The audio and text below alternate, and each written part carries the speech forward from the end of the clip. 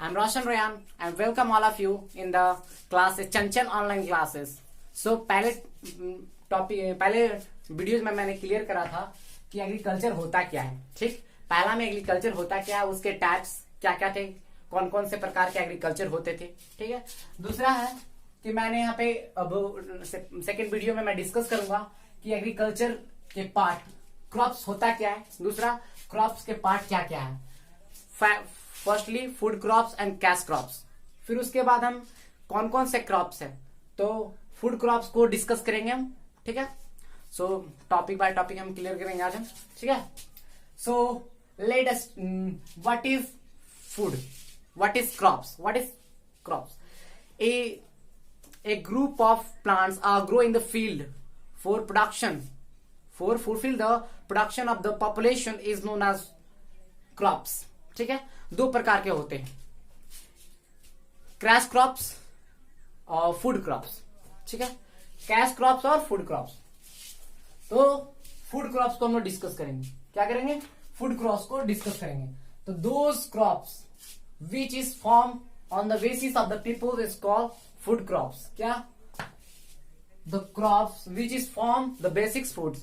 तो क्या है कि वैसा क्रॉप्स जो बेसिक फूड बना रहा है। क्या बना रहा है? Basic food. जैसे हम लोग को दाल चावल जितना है सारे बेसिक फूड है, हम लोग डेली टू डेली लाइफ में यूज करते हैं, उसी को कहते हैं फूड क्रॉप्स। तो वैसा प्लांट, वैसा पौधा जो डेली टू डेली लाइफ में जो हम लोग को भोजन देने वाला पौधा है, भोजन देने वाला पौधा जो डेली टू डेली लाइफ में हम लोग यूज करते हैं, उसी को कहते हैं फूड क्रॉप्स। ठीक है, crash crops. Crash crops mainly उसे कहते हैं जो किसान को ज्यादा मेहनत नहीं करना पड़ता, डायरेक्ट कैश मिल जाता है उसको। क्या मिल जाता है? कैश। तो उसी को कैश क्रॉप्स कहते हैं। क्या कहते हैं? Cash crops. तो ये मतलब टाइप्स ऑफ क्रॉप्स में तो ये होता है फूड क्रॉप्स, ये है कैश क्रॉप्स। मतलब ये आपको मैं बेसिकली बता दिया हूं कि कैश क्रॉप्स क्या होता है, फूड क्रॉप्स क्या होता है।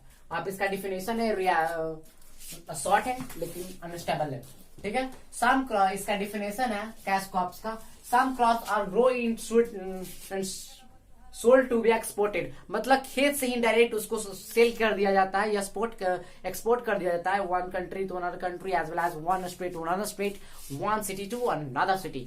ओके, सो आज हम डिस्कस करेंगे फूड क्रॉप्स के पहला टॉपिक है, फर्स्ट टॉपिक जिसका नाम है राइस। What is rice? ठीक है, तो राइस एक क्या है कि स्टेपल क्रॉप्स है। राइस क्या है? क्रॉप्स है। तो स्टेपल क्रॉप्स है। स्टेपल क्रॉप्स उसे कहते हैं जो किसी एरिया में डेली टू डेली लाइफ में खाया जाता है, मुख्य भोजन। मुख्य भोजन होता है, जैसे बिहार में क्या होता है कि सत्तू। ठीक है, बंगाल में मच्छी भात खाते वो लोग, और पंजाब में मक्के दी रोटी, सरसों दी साग वगैरह वगैरह खाते वो लोग।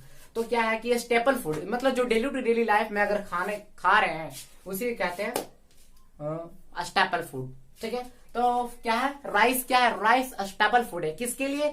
तो पूरी दुनिया भाई, पूरी दुनिया पूरी दुनिया मतलब क्या बोल रहे हैं, आधा दुनिया राइस क्या है? स्टेपल फूड है, आधा दुनिया का 50% population of the world are use rice as staple food. Okay, दूसरा rice need uniformly temperature. Rice को ग्रो करने में यूनिफॉर्मली टेम्परेचर, ना ज्यादा गर्म ना ज्यादा ठंडा, तो मॉडर्न टेम्परेचर उसको चाहिए, एकदम एक साइड का, एक तरह का टेम्परेचर चाहिए उसको ग्रो करने के लिए। Aggression is initial in the area, और पानी का जरूर व्यवस्था होना चाहिए उस एरिया में। जहां पे पानी नहीं होना होता भाई, वहां पे राइस कभी नहीं ग्रो करते हैं। ठीक है, flats plain are mostly suitable for the area for cultivation. Flat land इसलिए मतलब कि अगर आप चाहोगे कि पेड़ पहाड़ पर जैसे कॉफी की, चाय की खेती हो जाती है, उस प्रकार से चावल की खेती नहीं होती मेरे भाई। चावल की खेती नहीं होती है क्योंकि इसके लिए क्या चाहिए? फ्लैट लैंड चाहिए। क्या चाहिए? Flat land. ओके, आप इसको ध्यान रखोगे। और एक बात बता दूं कि चाइना, इंडिया, इंडोनेशिया, बांग्लादेश और वियतनाम दुनिया में सबसे ज्यादा चावल उत्पादन करते हैं। दुनिया में सबसे ज्यादा चावल उत्पादन करता है China, India, Indonesia, Bangladesh, Vietnam and largest rice production. क्या है? लार्जेस्ट राइस प्रोडक्शन है, ये सबसे ज्यादा राइस प्रोडक्ट करते हैं। दूसरा सेकंड टॉपिक है मेरा आज वीट। वीट होता क्या है? सबसे पहले वीट भी क्या है? क्रॉप्स है। क्या है? Food crop. तो फूड क्रॉप्स क्या करते हैं पूरे दुनिया में, इसको भी सबसे ज्यादा तौर पे इसको यूज किया जाता है वीट को, क्योंकि वीट से ही ब्रेड बनते हैं। अब मोस्टली लोग ठंडे प्रदेश में ब्रेड ही खाते हैं, हम लोग चपाती वगैरह जो खा रहे हैं वह ये सारे वीट से बनते हैं, सारे गेहूं से बनते हैं, ठीक है ना। World largest leading production India, तो क्या है अब पूरे दुनिया में सबसे ज्यादा चाइना, इंडिया, यूएसए, रसिया, फ्रांस, ये सारे देश में गेहूं का उत्पादन सबसे ज्यादा होता है, सबसे ज्यादा प्रोडक्शन होता है यहाँ, ये सारे कंट्रीज में, चाइना, इंडिया, यूएसए, रसिया, फ्रांस। और विंटर में सबसे ज्यादा होते हैं, विंटर में सुटेबल होते हैं, विंटर में सबसे ज्यादा होते हैं, ठीक है ना। ये जहाँ ठंडी थोड़ी होती है वहां पे ये प्रोडक्शन होते हैं। अब बिहार क्या बोलते हैं, इंडिया में कहाँ कहाँ होते हैं, इंडिया में कहाँ कहाँ होते हैं, इंडिया में सबसे ज्यादा उत्तर प्रदेश में होते हैं, पंजाब में, हरियाणा में, तो क्या है पंजाब, हरियाणा और उत्तर प्रदेश में सबसे ज्यादा फूड होते हैं, क्या वीट होते हैं, सबसे ज्यादा वीट कहाँ होता है, उत्तर प्रदेश, पंजाब और हरियाणा में। अब हम लोग जानेंगे मेज के बारे में, मकई के बारे में, क्या किसके बारे में, मकई के बारे में। तो मकई जो कॉर्न्स बोलते हैं, कॉर्न्स हम लोग कॉर्नफ्लैक्स खाते हैं दूध के साथ, वही कॉर्नफ्लैक्स। तो कॉर्न होता क्या है, सबसे पहले ये इंपॉर्टेंट फूड है ऑल्सो, क्योंकि कॉर्न से बहुत सारा बच्चा लोग को बार्ली वगैरह बनता है, बार्लीज और हॉर्लिक्स सारा इसी चीज से बनता है। जैसे मेज और कॉर्नफ्लैक्स जो हम लोग खाते हैं, तो क्या इंपॉर्टेंट फूड है, ये भी इंपॉर्टेंट है, इसकी जितना नहीं लेकिन ये भी इंपॉर्टेंट है, ठीक है। मेज रिक्वायर हाई टेम्परेचर, इसको उगाने के लिए आपको, इसको ग्रो अप करने के लिए आपको हाई टेम्परेचर की जरूरत होगी। High temperature, moderate temperature, moderate rainfall, ना ज्यादा बारिश और ना ज्यादा सूखा, मतलब आपको न टू मच रेन न टू मच ड्राई, आपको मॉडरेट रेनफॉल की जरूरत होगी इसको ग्रो करने के लिए। इसमें है कि China, USA, Brazil, Maxo, Indonesia, ये सारे कंट्री हैं, ये सारे में उत्पादन होते हैं और लार्ज स्केल पे होते हैं, लार्ज स्केल पे, ठीक है। इन इंडिया में कहाँ भारत में कहाँ होते हैं, आंध्र प्रदेश, बिहार, मध्य प्रदेश, राजस्थान, ठीक है।